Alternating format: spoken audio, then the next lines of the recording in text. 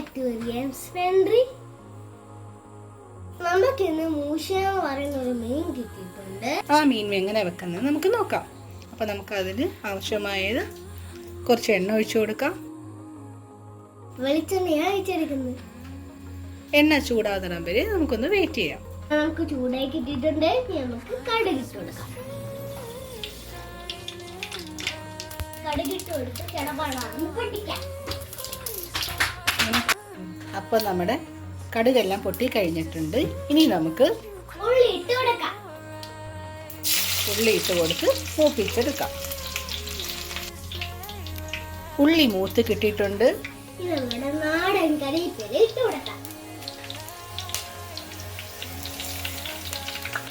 ചെറുതായിട്ട് ഇഞ്ചി ഇട്ട് കൊടുക്കാം. ഇതിന്റെ കൂടെ തന്നെ നമുക്ക് ചെറുതായിട്ട് വെളുത്തുള്ളി ഇട്ട് കൊടുക്കാം. ഇത് രണ്ടും കൂടി ഇട്ട് നല്ലോണം ഒന്ന് മൂപ്പിക്കുക. ഇതൊന്ന് മൂത്ത് കഴിയുമ്പോൾ ഇതിലേക്ക് ഒരു 4-5 പച്ചമുളക് കീറിയിട്ട് കൊടുക്കാം. നമുക്ക് ചെറുപാടാക്കി കൊടുക്കാം. ഇതെല്ലാം മൂക്കുമ്പോൾ നല്ലൊരു മണം വരും. നല്ലതുപോലെ എല്ലാം മൂത്ത് കിട്ടിയിട്ടുണ്ട്. ഇനി ഇതിലോട്ട് ചെറുതായിട്ട് ഉള്ളി ഇട്ട് കൊടുക്കാം. നമുക്കൊന്ന് മിക്സ് ചെയ്ത് കൊടുക്കാം.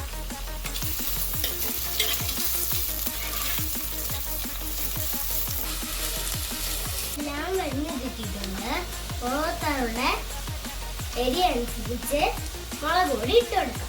അപ്പം നമുക്ക് ആവശ്യത്തിനുള്ള മുളക് പൊടി ഇട്ട് കൊടുക്കാം. നല്ലോണമായിട്ട് ഒരു മൂപ്പിക്കാം. ടിപ്സ് പറഞ്ഞു തരാവേ. നമ്മുടെ കറിക്ക് ഇച്ചിരി കളർ വേണം വേണ്ടി മുളക് പൊടി ഇട്ടുകൊണ്ട് നമുക്ക് ഉപ്പും കൂടി ഇട്ട് കൊടുക്കാം. നമുക്ക് മുളക് പൊടിയുടെ കൂടെ തന്നെ കുറച്ച് ഉപ്പും കൂടി ഇടുവാണെങ്കിൽ നമ്മുടെ കറിക്ക് നല്ല കളർ കിട്ടുന്നതാണ്. ഇനി നല്ലോണം ഇട്ട് നമുക്ക് യോജിപ്പിച്ചു കൊടുക്കാം. മുടി മൂത്തിട്ടിട്ടുണ്ട്. നമുക്ക് ഒരു സ്പൂൺ മല്ലിപ്പൊടി ഇട്ട് കൊടുക്കാം. അതും കൂടി ഇട്ട് നല്ലതുപോലെ മൂപ്പിച്ചെടുക്കാം. 1 ടീസ്പൂൺ മഞ്ഞൾപ്പൊടി ഇട്ട് കൊടുക്കാം. എല്ലാം കൂടി ചടപടാക്കി കൊടുക്കാം. പുളി ഇട്ട് കൊടുക്കാം. ഈ പുളിക്ക് ചിലയിടത്ത് കോർക്കാപ്പുളി എന്ന് പറയും, ചിലയിടത്ത് വടക്കൻ പുളി എന്ന് പറയും, ചിലയിടത്ത് വേറെ പലത് പേരായിരിക്കും പറയുന്നത്. അപ്പം നിങ്ങളുടെ പുളിക്ക് ആവശ്യം അനുസരിച്ച് ഇട്ട് കൊടുക്കാവുന്നതാണ്. വലിപ്പത്തിലുള്ള കുരുമുളകും കൂടി ചേർത്ത് കൊടുക്കാം.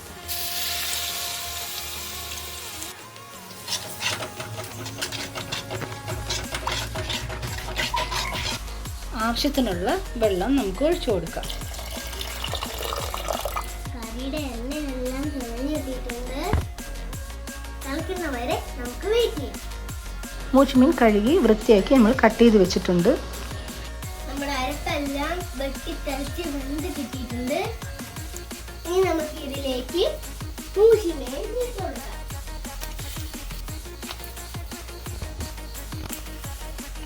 മീനെല്ലാം ഇട്ട് കൊടുക്കും.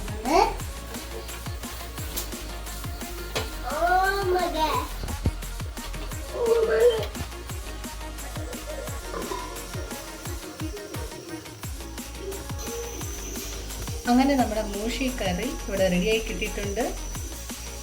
ഇതെല്ലാവരും ഒന്ന് ട്രൈ ചെയ്ത് നോക്കണം. ഇനി നമുക്ക് ലാസ്റ്റ് ഒരൽപ്പം ഉലുവാപ്പൊടിയും കൂടി ചേർത്ത് കൊടുക്കാം.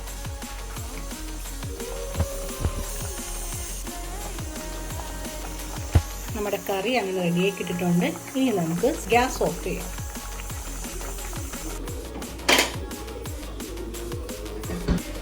നമ്മുടെ മൂഷി കറി ഇവിടെ അടിപൊളിയായിട്ട് സെറ്റായിട്ട് റെഡിയായി കിട്ടിയിട്ടുണ്ട്. കണ്ടോ, നല്ല എണ്ണയെല്ലാം തെളിഞ്ഞ് നല്ല അടിപൊളി നല്ല റെഡ് കളറിൽ കിട്ടിയിട്ടുണ്ട്. തീർച്ചയായിട്ടും ഇതെല്ലാവരും ഒന്ന് ട്രൈ ചെയ്ത് നോക്കണം. ലൈക്ക് ചെയ്യണം, ഷെയർ ചെയ്യണം, സബ്സ്ക്രൈബ് ചെയ്യണം. അടുത്ത വീഡിയോയുമായിട്ട് പിന്നീട് കാണാം. താങ്ക്